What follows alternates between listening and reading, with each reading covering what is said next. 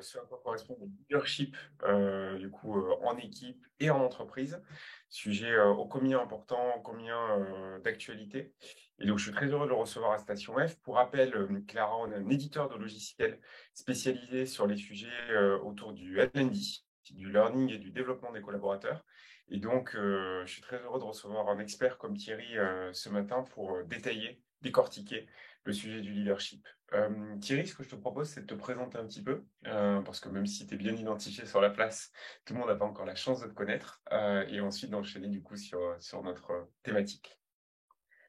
Ok, merci Nazim, merci de m'inviter. Je suis ravi d'être là. Je ne sais pas si je suis un expert sur le sujet du leadership, mais en tout cas, j'ai une expérience dans ce domaine-là que je serais ravi de partager.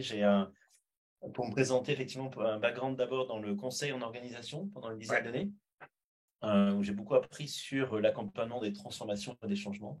ok, Et puis surtout, j'allais dire, 20 ans au sein de la direction générale des ressources humaines du groupe Danone. ouais, pas petit quoi. Voilà, d'abord en tant que directeur de développement des compétences et après en tant que directeur du learning et développement pour le groupe Ok, au niveau mondial. Et dans ce cadre-là, on en parlera sans doute, mais dans ce cadre-là, j'ai pas mal travaillé sur le développement du leadership, à la fois, j'allais dire, pour l'ensemble des collaborateurs et aussi pour le top management du groupe. Donc, super. ça a été une expérience assez forte. Alors, c'est un groupe que j'ai quitté, un beau groupe que j'ai quitté il y a 5 ans maintenant, et aujourd'hui, je travaille toujours sur ces sujets-là, en partie en tant que consultant sur les stratégies learning et notamment les Super. organisations apprenantes, et puis toujours sur les programmes de développement en matière de leadership et de management. Quelques chiffres, Danone, combien de collaborateurs, combien de gens formés chaque année, c'était quoi comme Environ, périmètre? ouais, Danone, donc périmètre groupe, environ 100 000 personnes, dont 8 000 en France. Donc on a souvent l'impression que la dimension française est importante. Elle est importante parce que politiquement, effectivement, Danone est basé en France, mais la dimension internationale est très, très, très, très forte. Super. Autour, alors je vous rappelle, hein, des produits frais, yaourts, plant-based maintenant de plus en plus, des os et de la nutrition infantile, la nutrition spécialisée médicale. Super. Merci Thierry. Comme vous le savez, vous avez l'habitude des webinaires, Clara. Le but du jeu, ça va être de questionner un petit peu Thierry sur la perception qu'il a du leadership en entreprise, de la manière de le développer, de qu'est-ce qui fait un bon leader notamment. On vous laissera aussi l'opportunité en fin de webinaire de poser des questions directement à Thierry ou à moi-même. N'hésitez pas à préparer vos questions tout au long de notre échange avec Thierry. Et puis à partir de 11h40, 11h45, avec plaisir pour essayer d'y répondre. Thierry, pour débuter, et histoire de mettre les pieds dans le plat directement, pour toi, qu'est-ce qui définit, qu'est-ce qui caractérise un leader? C'est quoi les valeurs que doit tenir, un leader? Ouais. Alors, j'ai envie de commencer par un élément d'inspiration, enfin, en tout cas, moi, qui Ouais. m'a inspiré sur ce sujet-là, qui n'a rien avec Danone. Je suis aussi fan de cinéma. Ok, Et j'avais vu le discours d'un jeune réalisateur québécois que tu connais peut-être ou que certains connaissent, avec Xavier Dolan, bien sûr. lorsqu'il a reçu le prix du jury à Cannes Mhm. en 2014-2015, je ne sais plus exactement, pour son film Mommy. Je vous conseille si vous n'avez pas vu. Bref, et il fait un discours quand il reçoit le prix du jury. Et dans ce discours, il dit il n'y a pas que les financiers, les économistes ou les politiques qui peuvent changer le monde. Ouais, Nous, artistes, on peut changer le monde. Et il ajoute rien n'est impossible pour ceux qui rêvent, osent, travaillent dur et n'abandonnent jamais. super citation. Et pour moi, je trouve que c'est une inspiration assez forte en matière de leadership, Ouais, justement, ouais, qui pour moi rassemble en fait quelques ingrédients clés qui sont effectivement cette idée de rêver, ouais, d'oser, de travailler dur parce que si les choses étaient faciles, d'autres l'auraient fait avant nous, absolument. et de ne pas abandonner. Et pour moi, au cœur du leadership, il y a cette notion de s'engager pour un futur qu'on souhaite. Donc, c'est ce qu'il dit. Il dit Ouais, nous, artistes, mais je pense que nous, RH, nous, learning, nous, start-upers, etc., on a la capacité de changer le monde. Donc, pour moi, au cœur du leadership, il y a cet engagement ouais. pour un futur qu'on a envie d'avoir et que l'on va s'engager pour créer. Euh, alors, si je rajoute un point Vas-y. par rapport à ta question, Nazim, sur quelles sont les caractéristiques, je fais référence à une étude qui avait été faite il y a quelques temps par Gallup. Alors, c'est un Ouais, sondage que beaucoup d'entre vous connaissent, hein, fait beaucoup de profiling, beaucoup d'études, et qui, à travers des dizaines de milliers de profils, avait essayé de repérer est-ce qu'il y avait des caractéristiques particulières qui permettaient de corréler une forme de leadership, un profil de leadership avec une performance des organisations. Et en fait, de façon assez intéressante, vous avez peut-être vu cette enquête, la réponse est non, il n'y a pas de profil particulier, il n'y a pas de profil caractéristique du leader, il y a juste un point qui est en majeur de façon importante, qui est le fait de bien se connaître et de savoir se développer. Et je trouve que ces deux dimensions, à savoir la connaissance de soi d'une part et l'envie de s'engager pour un futur qu'on a envie de créer ou contribuer à créer, pour moi, c'est vraiment à l'essence du leadership. Donc ça, ce que je comprends, Thierry, c'est que pour toi, il y a des vrais prérequis à pouvoir s'assumer, s'assurer comme un leader d'équipe, comme un leader en entreprise. Le premier, c'est déjà d'être engagé, comme tu le disais, dans le sens sans doute de l'organisation, dans la stratégie, les valeurs, les objectifs que l'organisation peut définir. Et à côté de ça, ce que tu décris également, c'est qu'il faut bien se connaître. Parce que être un leader, ça veut dire connaître ses forces et ses faiblesses, sans doute, c'est ça que je comprends, pour essayer justement d'exacerber sans doute ses forces et de minorer peut-être ce qui peut être ses faiblesses. Et ça, du coup, c'est ce que aujourd'hui tu peux croiser quand tu te dis, ok, cette personne, elle a un vrai leadership, elle incarne quelque chose. C'est parce que tu as l'impression de ressentir ces deux valeurs-là qui sont fortes chez ces personnes. Oui, absolument. Alors, cette dimension de bien se connaître, et comme tu le dis, ses forces et aussi ses points de vulnérabilité, pas forcément pour les développer. Souvent dans les entreprises, on dit on va développer ses points faibles. Oui, mais c'est pas ça qui va faire l'élément distinctif qui va nous rendre leader. Donc c'est plutôt pour en développant ses points forts. Et ça me ramène à une citation aussi. Moi, j'avais lu un bouquin qui m'avait inspiré, qui est écrit par deux professeurs de London Business School, qui s'appelait Why Should Anyone Be Led by You? Et en fait, ce qu'il racontait, c'est un bouquin assez ancien, mais qui se racontait, c'est déjà ça, de savoir, je les cite, be yourself more with skills. Donc, c'est vraiment se connaître et être encore plus soi-même et développer ses forces pour y aller. Donc, il y a cette dimension-là de point de vue individuel. Alors maintenant, en entreprise, on a souvent envie de développer et de formaliser des valeurs de leadership qui correspondent à la stratégie de l'entreprise. Absolument. Et donc, je trouve que la distinction qu'il faut faire et l'articulation qui est intéressante à faire, c'est en quoi on aide d'une part les collaborateurs, les collaboratrices, les personnes à se développer eux-mêmes et devenir, comme certains disent, la meilleure image de leur-même, son meilleur potentiel ou la meilleure version de soi-même, peu importe. Enfin, comment on aide les gens à se développer par rapport à leurs points distinctifs d'une part, et en même temps, comment on aide à connecter avec les valeurs de leadership ou les principes de leadership que l'entreprise veut développer. Et ces principes de leadership que l'entreprise veut développer, ils sont très liés à la stratégie d'entreprise, en fait. Ce que ça veut dire par là, c'est qu'ils peuvent évoluer dans le temps.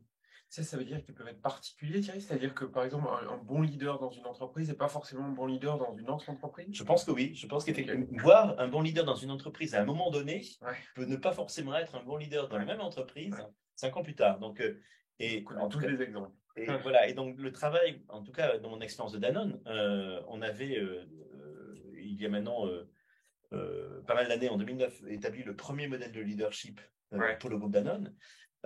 Et depuis 2009, il a évolué 2 fois. Alors, évidemment, c'est des choses qui se font avec quand même une vision assez moyen terme. Ça ne va pas changer tous les ans. Donc, ça dure 3, 4, 5, 6 ans. Mais ce que je veux dire par là, c'est que les ingrédients peuvent évoluer dans le temps. Il y a des choses qu'on retrouve souvent. Quand on parle de s'engager pour un futur souhaitable, ça fait référence à la vision, par exemple. La dimension vision, on peut imaginer qu'elle est quand même toujours assez présente dans les modèles de leadership des organisations. Mais pour autant, il y a des choses qui peuvent être plus importantes à certains moments que d'autres. Et donc, je trouve qu'un des enjeux dans ces programmes de développement, c'est de travailler à la fois pour le développement de la personne en tant que personne, et de travailler aussi l'évolution pour l'entreprise. Donc, cette corrélation ou cette connexion entre comment moi je peux me développer et avoir un impact majeur dans l'entreprise et comment ça correspond aux valeurs et aux principes de l'entreprise. Super clair, Thierry, merci beaucoup. Pour toi, du coup, donc tu l'as évoqué un petit peu, le leadership, c'est quelque chose qui est mouvant. C'est-à-dire que le fait de développer son leadership en entreprise, le fait de développer les gens pour faire en sorte que ça devienne des bons leaders, c'est quelque chose qui peut évoluer au gré, j'imagine, du marché, des changements aussi sociétaux. Ce que tu disais, ça me faisait pas mal penser aujourd'hui à la préoccupation, pardon, évidemment écologique, par exemple, qui fait qu'aujourd'hui, je pense qu'on attend systématiquement d'un leader qui puisse tenir compte de ce genre de préoccupations, ce qui était sans doute pas le cas il y a 10 ans. Tu peux me dire si c'était le contraire, mais qui était sans doute pas le cas il y a 10 ans.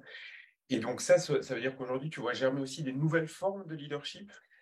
Oui, absolument. Je pense alors même si dans une entreprise, je trouve, c'est important d'ancrer les principes de leadership par rapport à la stratégie d'entreprise. Il y a Ouais. quand même des grandes tendances qu'on voit. Alors, je parlais de la vision tout à l'heure. La connaissance de soi, c'est quelque chose qui, moi, quand j'ai démarré il y a plus de 20 ans, c'était pas quelque chose qui était très, très important Ouais. dans le leadership. Aujourd'hui, c'est quelque chose qu'on retrouve assez fréquemment, pour pas dire tout le temps, dans les programmes. Mais donc, on sent, oui, des évolutions. Alors, parmi les évolutions qu'on sent, moi, je trouve qu'il y en a il y a deux, trois que je trouve intéressantes. La première, c'est de laisser tomber progressivement la vision du leader héroïque. Il y a quelques années, on pensait que le leader, c'était, alors plutôt un homme d'ailleurs, qui avait un drapeau, qui était devant les équipes et qui emmenait tout le monde. Aujourd'hui, c'est pas forcément la vision que l'on a systématiquement. Il y a un bouquin aussi que je vous conseille, si vous ne l'avez pas lu, qui s'appelle Good to Great, Jim Collins, qui parle du Level 5 leadership et qui montre que ce sont des leaders qui combine à la fois cet engagement pour un futur sociétal, le drive que j'évoquais tout à l'heure, et une forme d'humilité. Par exemple, donc ça, c'est une évolution assez intéressante, je trouve, qui fait que du coup, en tant que leader, on a plus besoin d'être curieux. La curiosité, je trouve que c'est quelque chose qui est relativement récent dans les modèles de leadership. D'être curieux, d'être en apprentissage permanent, parce qu'on a cette humilité, et aussi dans le fait d'utiliser, voire de rechercher des compétences variées dans son équipe. On trouve la dimension de leadership inclusive, là, avec diversité, et donc de dire, et faire en sorte de profiter, j'allais dire, et de cultiver une forme de diversité au sein des équipes. Donc ça, c'est une tendance qui est, je trouve, assez importante. Une deuxième tendance que je vois assez récemment, c'est autour de ce qu'on appelle leadership ambidextre. Alors, certains d'entre vous ont déjà entendu parler. C'est le fait d'être capable finalement de travailler à la fois sur l'exploitation dans l'entreprise de ce qui marche vraiment très bien, d'aller au bout du business model qui marche bien et de leverager le plus possible. Donc, cette exploitation de ce qu'on sait bien faire et l'exploration de choses nouvelles pour lancer de nouveaux business models, pour expérimenter de nouvelles choses. Et cette capacité à être à la fois en exploitation, en exploration, en fait, elle n'est pas si simple. Parce qu'on entend parler, je prends juste un exemple concret, on a parlé souvent on n'a pas le droit à l'erreur, il faut développer le droit à l'erreur. Oui, mais quand on est dans l'exploitation, il vaut mieux pas avoir le droit à l'erreur, plutôt faire des choses super bien. En revanche, quand on est dans l'exploration, c'est là où on peut apprendre. Bah oui, c'est là où on est obligé d'avoir le droit à l'erreur. Donc, le fait de pouvoir être ambidextre permet de mieux cibler finalement l'énergie qu'on donne aux différentes étapes. Ouais, c'est hyper intéressant ce que tu partages, Thierry. Nous, on travaille effectivement avec des grands groupes sur différents parcours où ce sujet du leadership, il est effectivement souvent d'ailleurs réservé à une catégorie, à une partie de la population d'une entreprise.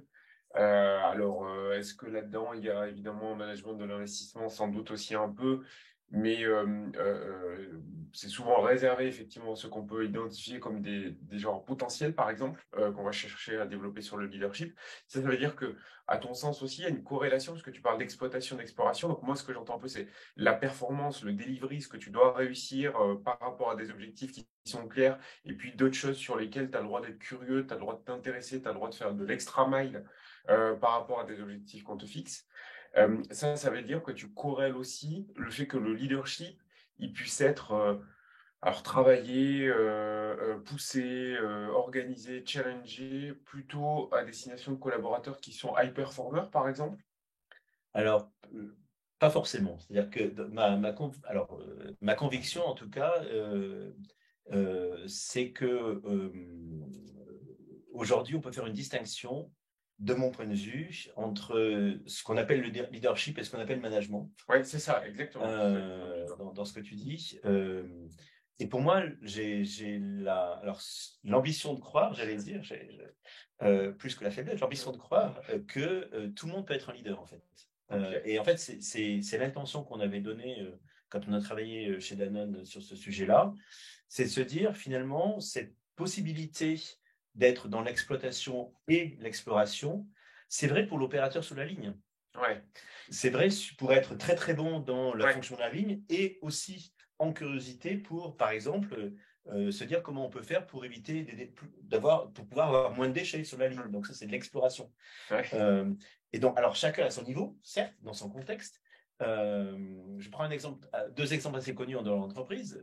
D'un côté, Kennedy, si vous vous souvenez, son discours pour aller sur la Lune, donc qui avait été considéré, qui est souvent pris comme exemple dans les modèles de leadership. Et il dit dans son discours, je crois que c'est en 62, il dit dans son discours, on va aller sur la Lune, pas parce que c'est facile, mais parce que c'est difficile. Donc il a cette position, évidemment c'est le président des États-Unis, donc il est top leader. Mais en même temps, vous avez un exemple que j'adore, que vous connaissez peut-être, Rosa Parks. Oui, bien sûr. Donc cette afro-américaine, en 55, pendant le temps de la ségrégation, qui décide de ne pas laisser sa place dans le bus à un blanc. Qui a une amende derrière, qui fait appel de l'amende. Et un an plus tard, la loi ségrégationniste est abolie. Donc, ce que tu dis, c'est que tout le monde... Exactement. Donc, je pense que c'est une question de volonté, c'est une envie, c'est une question de volonté, et après de se dire finalement, c'est quoi la différence que je veux faire dans mon contexte. Donc, pour moi, le leadership, c'est ça, c'est plutôt une posture, des attitudes, et donc, du coup, utilisable à différents niveaux avec différentes capacités d'impact, peut-être. Alors que le management, c'est plutôt un rôle. Donc, je manage une équipe et j'ai des rôles au fur et à mesure que je rentre dans les high performers ou au potentiel plutôt, ou talent, enfin, ça dépend comment on les appelle, où j'ai des rôles de management, d'équipe, de network, de fonctions, etc., de plus en plus importants. Donc, effectivement, ma responsabilité est beaucoup plus grande, puisque mon impact peut être beaucoup plus grand. Et donc, cette différence que je fais entre leadership, attitude et management, rôle. Et alors, même si tu fais cette distinction, donc ce que je comprends, c'est que tu confirmes aussi un petit peu, j'imagine, de par ton expérience, le fait que souvent, c'est des choses qui sont liées par les entreprises, c'est-à-dire qu'on a tendance à promouvoir le leadership et à attendre une forme de leadership qu'on explique comme on veut, qu'on qualifie comme on veut, en particulier de la part de ces managers. On considère que c'est les strates managériales qui doivent incarner en majorité ce leadership. Bon, ça, c'est un état de fait. Et ce que tu dis, c'est que c'est peut-être un mauvais état de fait. C'est-à-dire que dans l'absolu, ça pourrait concerner à peu près tout le monde dans l'entreprise et pas seulement être réservé aux strates managériales. Est-ce que ça signifie aussi que potentiellement, un leader, c'est quelqu'un qui doit avoir de l'impact autour de soi? Parce que, tu vois, quand on parle de leadership en entreprise, quand on parle de leadership d'équipe, j'ai du mal à me dire que ça peut ne pas être visible ou ça peut ne pas aller de pair avec le fait d'embarquer, tu vois, quelque chose. Bien sûr. Donc, et puis tu as absolument, je rejoins absolument raison. Le fait d'avoir un impact, de pouvoir embarquer, de pouvoir entraîner, de pouvoir convaincre, de pouvoir s'associer à d'autres, collaborer pour... Parce que réaliser un futur souhaitable, on le fait en général pas tout seul. Donc, on a besoin d'embarquer d'autres. Mais pour un opérateur sur la ligne, ça peut être avec ses collègues. C'est pas forcément. Oui, tu as raison. Pas forcément de lien hiérarchique. Pas forcément de lien hiérarchique. Et quand on voit des leaders alors, qui sont connus comme Mandela, etc., donc, ils ont travaillé beaucoup par réseau, par influence, par connexion, plus que par hiérarchie. En fait, alors c'est vrai que quand on parle des hauts potentiels dans l'organisation, alors je vais en arrière un petit peu. Il y a longtemps, on distinguait, je trouve, management et leadership en disant le premier, il est plutôt dans comment dire, le transactionnel, dans les objectifs, les résultats, etc. Et puis le deuxième ou la deuxième, elle est plutôt dans l'inspiration, la motivation. Bon. Aujourd'hui, je crois que on attend d'un manager que ce soit aussi un leader. Donc, je crois que cette distinction n'est plus très valide. Mais pour autant, c'est vrai que quand on regarde dans les entreprises les hauts potentiels ou les talents, on a encore plus d'attentes vis-à-vis de ces personnes-là qu'ils soient des leaders. Donc, je pense que c'est pour ça qu'on investit dans le monde du leadership plutôt en priorité pour ces populations-là, Mais ça ne veut pas pour autant dire que tout le monde ne peut pas se développer. Absolument. Donc, c'est une question après de choix de priorité d'investissement. Et de niveau d'attente que tu Et de niveau l'as d'attente. dit, parce que je suis assez sensible à cet argument. Je considère que moi, on n'attend pas la même chose de tout le monde dans une entreprise et que ça doit être corrélé à plein de choses. Ça doit être corrélé, par exemple, si je suis très direct et très terre à terre au coût qu'on représente telle ou telle personne pour l'entreprise. C'est-à-dire que majoritairement, tu vas peut-être attendre plus de personnes qui sont très très bien payées que de personnes qui sont un peu moins payées et que de faire des différences, c'est ça la vraie équité en fait. L'équité, c'est pas de traiter les gens, tout le monde de la même manière, mais de les traiter en fonction de ce que tu peux attendre d'eux légitimement, je dirais. Et donc ça veut dire que le niveau de leadership, parce que là, du coup, je rentre dans cette granularité-là qui est de dire, et c'est celle que tu évoques, hein, je vais attendre évidemment du président de la République des États-Unis un niveau de leadership qui est sans doute pas le même que quelqu'un qui est sur une ligne de production, même si quelqu'un qui est sur une ligne de production peut avoir et peut atteindre ce niveau-là, je ne vais pas attendre la même chose. Ça veut dire que l'organisation aussi, elle doit pondérer quelque part son niveau d'attente en fonction aussi du profil et du positionnement de ses collaborateurs et de ses collaboratrices. Oui, je pense que tu mets le doigt sur quelque chose d'important. C'est une question effectivement de priorisation pour moi dans l'organisation, de dire où est-ce que j'investis Ouais, et quel niveau d'investissement je porte ouais, par rapport au niveau d'attente que j'ai effectivement. Donc, même si, comme je le disais, je pense que tout le monde peut être un leader, on peut développer tout le monde. C'est vrai qu'on pourra avoir peut-être si je prends l'exemple de programmes de formation, de développement, bien on sûr. pourra avoir par exemple des programmes qui sont avec un niveau d'investissement moins ambitieux pour des managers de premier niveau, pour des collaborateurs, collaboratrices sans rôle de management, et avoir, comme on le voit souvent, des investissements plus forts pour des populations talents au potentiel ou pour des dirigeants, par exemple. Ouais. Donc, effectivement, c'est le choix de l'entreprise d'investir finalement en fonction des attentes qu'elle souhaite.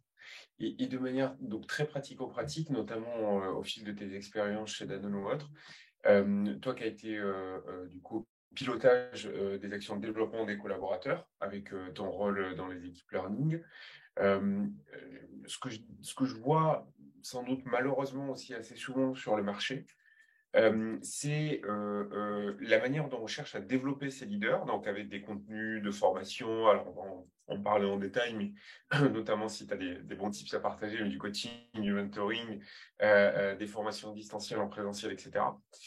On voit que malheureusement, même si, comme tu l'expliques, le leadership peut concerner tout le monde, les contenus des formations diffèrent fortement en fonction des différentes strates hiérarchiques. Et moi, le constat que je fais, c'est que généralement, des opérateurs sur des lignes de production, ce qui les concerne beaucoup en termes de développement, c'est plutôt des hard skills, très propres à un job, très propres à une fonction sur la ligne de production. A contrario, les gens de la strate managériale, on va chercher souvent à les développer en soft skills, parce que, bon, ce qu'on dit tout le temps et ce que la littérature là-dessus dit, c'est qu'effectivement, la différence dans une entreprise, c'est pas sur les hard, mais sur les soft.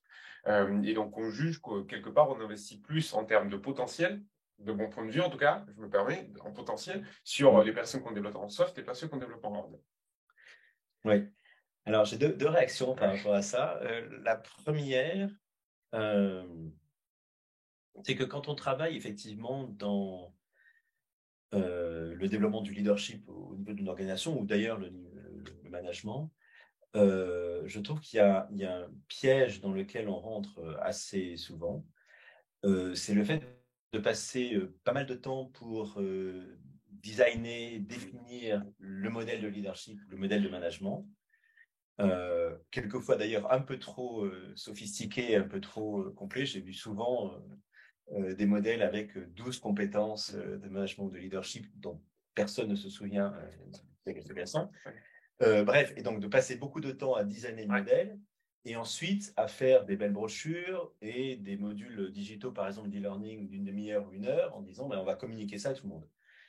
Ça n'a pas d'impact en fait, dans mon point de vue. C'est de la communication. Je ne dis pas que ce n'est pas important, mais en fait, ça ne transforme pas l'organisation. Donc ça, c'est la première chose. Alors, et effectivement, souvent, les entreprises, ce qu'on fait, c'est qu'on investit effectivement du temps pour les hauts potentiels, pour les gens potentiels, mais ce qui se justifie également. Et en revanche, on a l'illusion, j'allais dire, qu'en ayant designé un beau modèle et en l'ayant communiqué, tout le monde va devenir des bons managers, des bons leaders, et je pense que ce n'est pas le cas. Donc, ça, c'est la première chose. La deuxième chose, c'est que pour moi, le leadership, c'est d'abord une question d'attitude et de mindset. Donc ça, d'une certaine manière, c'est en amont des soft skills. Alors, c'est vrai qu'un opérateur sur la ligne a besoin d'avoir des éléments techniques très forts, évidemment sur la sécurité, sur le fonctionnement, etc. Mais en fait, ce que l'on pense, la vision qu'on a du monde, a un impact sur la façon dont on fait les choses. Je prends un exemple. Moi, j'ai des enfants. Si, par exemple, j'ai une vision du monde qui est le fait de dire j'ai envie que mes enfants aient des bonnes notes à l'école, ben, je vais peut-être être amené, dans mes comportements, à les aider à faire le devoir pour qu'ils aient des bonnes notes. Si j'ai une vision du monde qui est j'ai envie d'avoir des enfants qui soient autonomes dans leur vie, je vais peut-être pas les aider à faire le devoir à l'école. Bien sûr.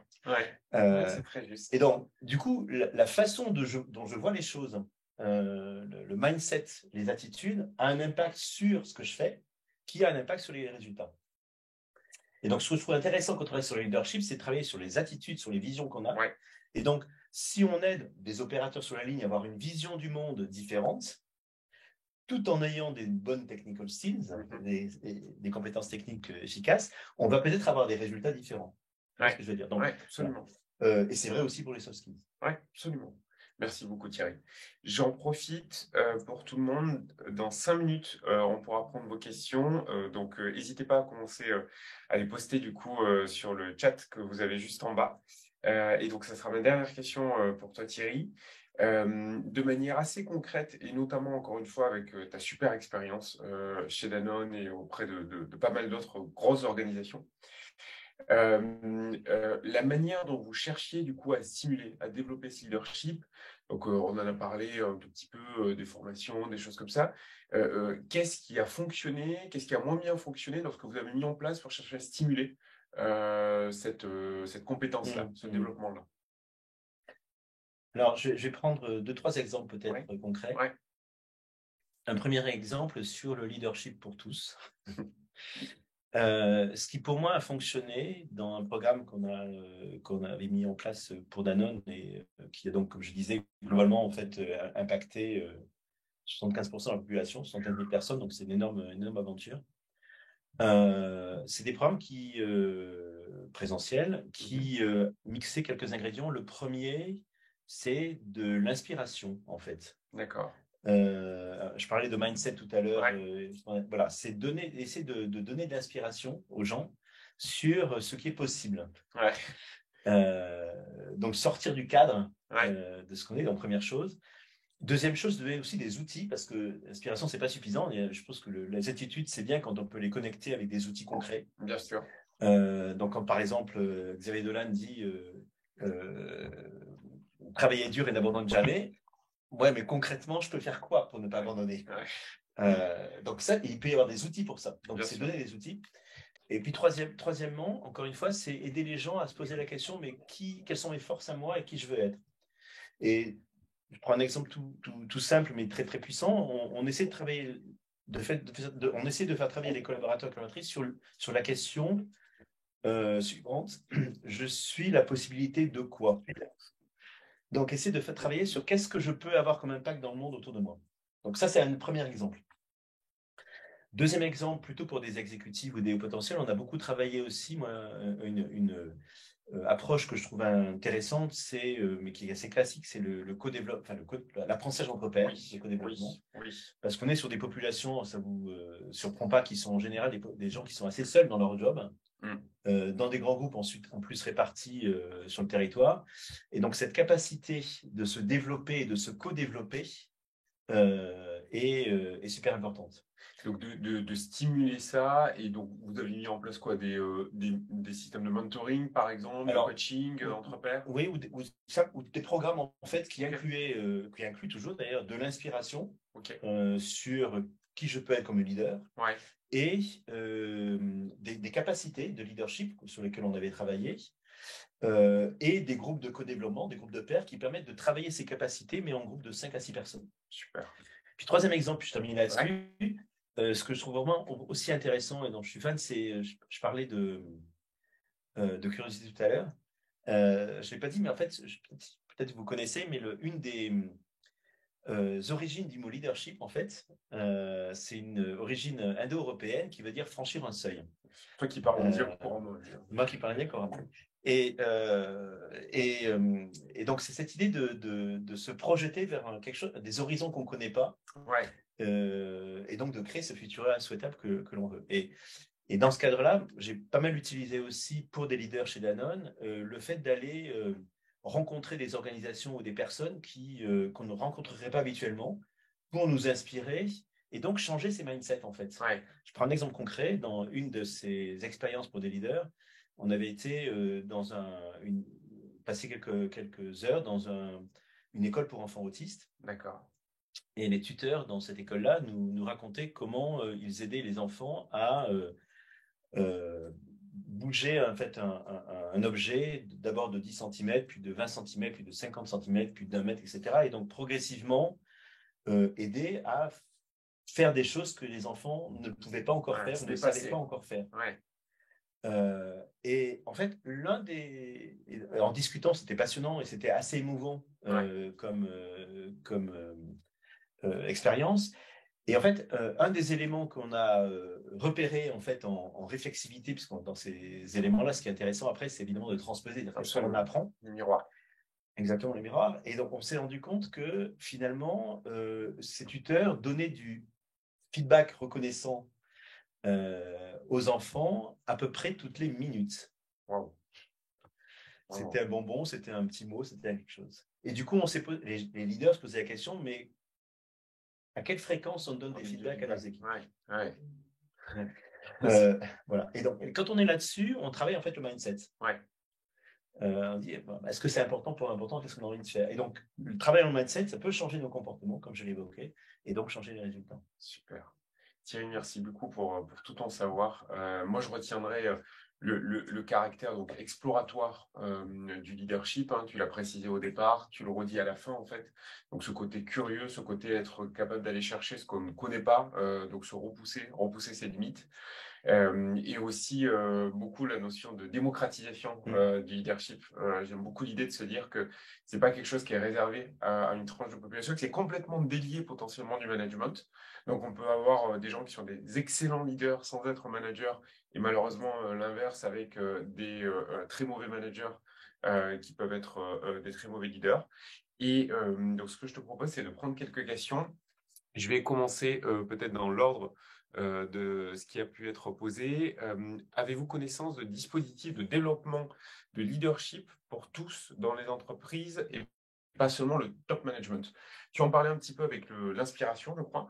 Donc ça, c'est par exemple sur les 75 000 collaborateurs de Danone, un programme, un parcours qui avait concerné ces 75 000 collaborateurs. Absolument. Donc, je peux donner un peu plus d'éléments de détails là-dessus. Effectivement, on avait décidé de lancer ce programme-là. Qui s'appelait le Danone Leadership College,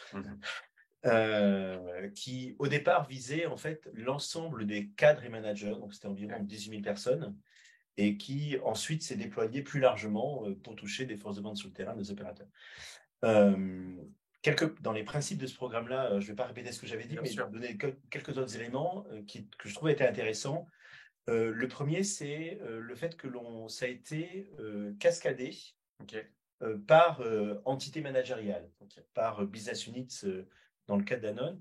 Je trouve que c'est un axe important parce que ça permet d'ancrer et de connecter le programme avec les axes stratégiques aux différents niveaux. Et comme tu parlais tout à l'heure, Nassim, des impacts différents, effectivement, un opérateur sur la ligne ou un manager de premier niveau ou un collaborateur, jeune collaborateur dans le marketing, je n'importe quoi, n'a pas le même impact, on n'attend pas le même impact de lui ou d'elle que le COMEX. Et donc, les enjeux qu'on a au niveau COMEX ne sont pas forcément très reliés au travail pratique, on va dire, concret.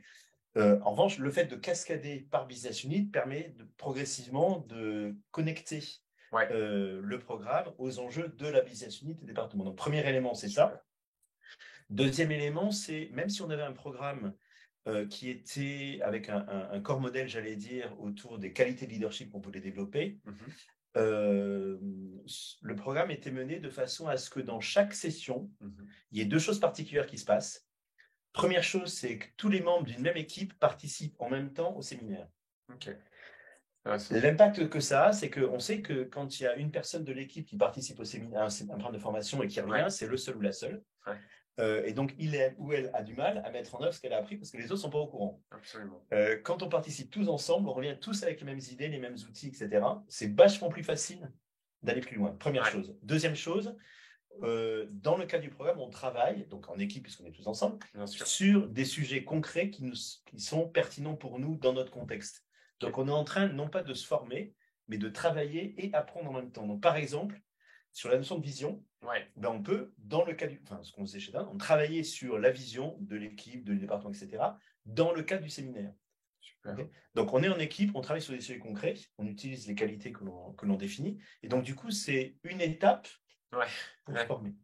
Alors, dernier point que je cite, c'est que autant ça, c'est possible pour des cols blancs. ouais.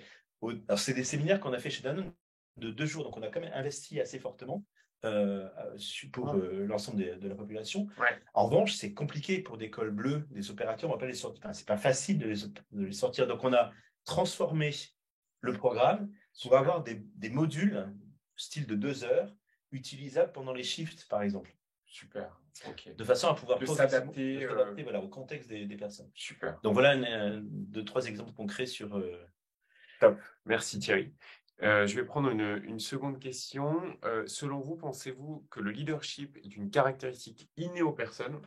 On l'avait évité jusqu'à présent. Innée aux personnes, ou d'après vous, de votre expérience, ça doit être en cheminement personnel et du travail. Alors, je pense que c'est les deux. Bon, en général, je pense que c'est les deux. Je pense vraiment que c'est les deux, au sens où qu'est-ce qui me fait dire que c'est les deux? Je n'ai pas forcément raison en disant ça, mais je vous partage mon point de vue. La première chose, c'est que je reviens sur cet exemple de Gallup que je citais, Oui, en fait.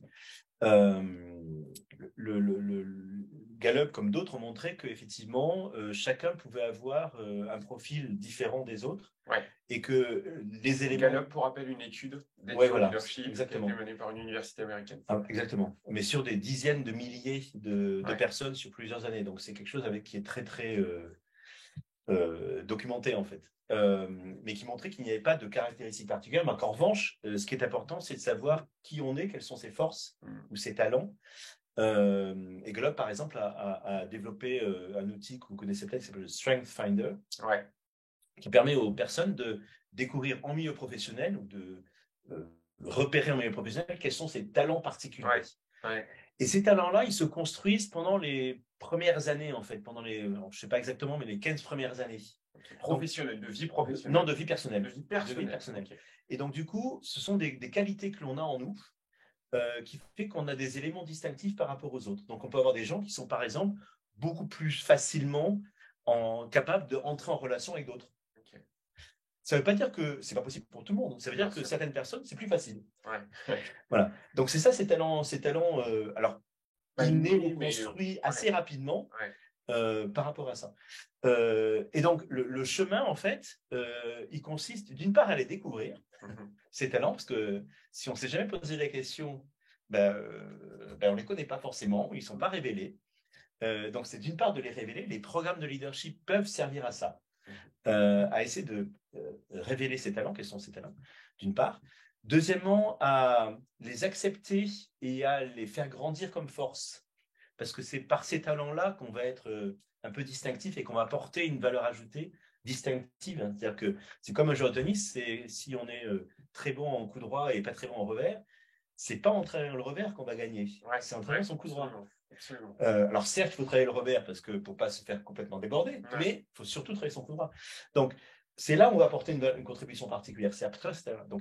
Donc c'est un chemin aussi pour découvrir ses talents, les renforcer et puis voir comment on peut pallier aux choses sur lesquelles on est moins bon. Donc apprendre, même si c'est moins naturel, plus difficile, mais ça ne veut pas dire qu'on ne peut pas apprendre. Absolument. Donc on peut apprendre clairement et se développer pour que ce soit des choses sur lesquelles on soit moins en difficulté lorsqu'on en aura besoin. Super. Moi qui pensais, Thierry, que j'étais né pour être un leader, en train de déconstruire tout ce qui est. On est tous nés pour être un leader. Il faut juste comprendre quel leader on est pour.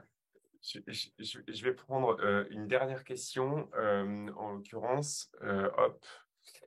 Comment s'organisent généralement les programmes de leadership? Aujourd'hui, donc, on parle beaucoup de développement alors, présentiel, distanciel, les modèles hybrides aussi, qui sont construits au travers de ces programmes-là. Et donc, la question en l'espèce de Maxime, c'est aussi combien de temps ça peut durer, ça doit durer. Alors, j'imagine qu'il n'y a pas de temps spécialement défini, plus ou moins approprié. Mais dans les parcours, dans les programmes que tu avais pu monter, c'était des choses qui duraient combien de temps et qui étaient organisées de quelle manière? Oui. Alors là, je pense que la question elle est plutôt sur des programmes pour des, enfin, des Des top, top leaders. top management. En tout cas, c'est comme ça que je la comprends.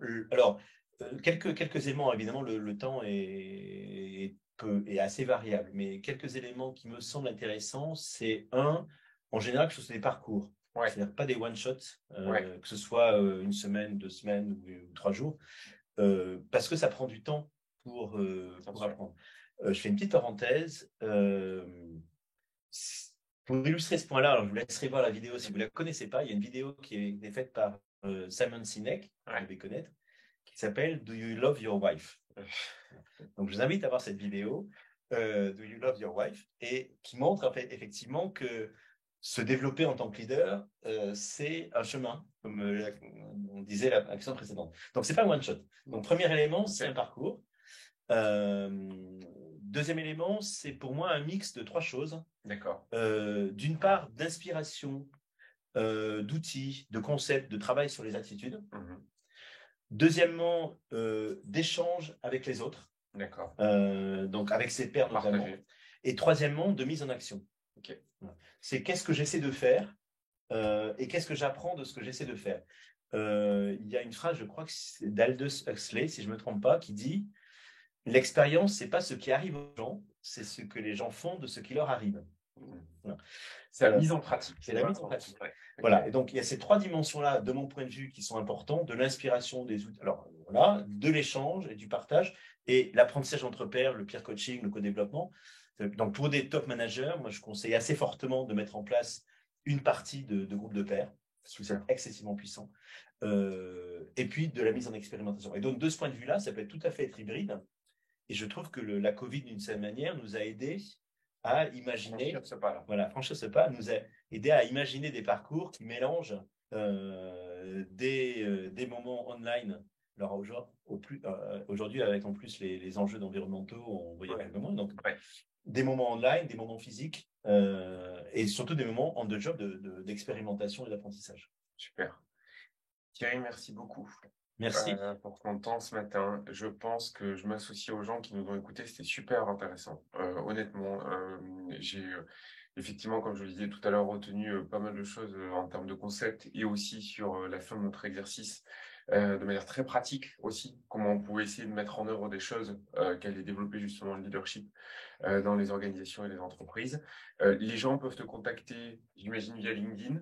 Oui, via LinkedIn, absolument. Super. Donc Thierry Bonetto, je le rappelle, super expérience, super expertise. N'hésitez pas si vous avez des besoins ou des sujets à échanger et à discuter avec Thierry. Et puis nous, on se retrouve prochainement. J'aurai l'honneur, le plaisir de recevoir Jean Rocouillet sur notre prochain webinar à la mi-avril. Vous verrez passer toutes les communications. Jean Roch, super expert également, notamment des organisations apprenantes dont parlait Thierry au tout début. Et donc, on parlera avec Jean Roch de la manière dont, sur le terrain, donc sur les usines, sur des sites industriels, sur des lignes de production, comment on peut chercher à développer les collaborateurs et comment on rend accessible la formation et le développement pour ces typologies de collaborateurs. Donc, je serais très heureux de recevoir Jean Roch, qui est aujourd'hui le Head of Learning Digital du groupe Safran. Donc ça, à horizon mi-avril, sur notre prochain webinaire. Merci à toutes et à tous pour votre présence et puis à très bientôt. Merci Thierry. Et merci beaucoup pour l'invitation. À bientôt.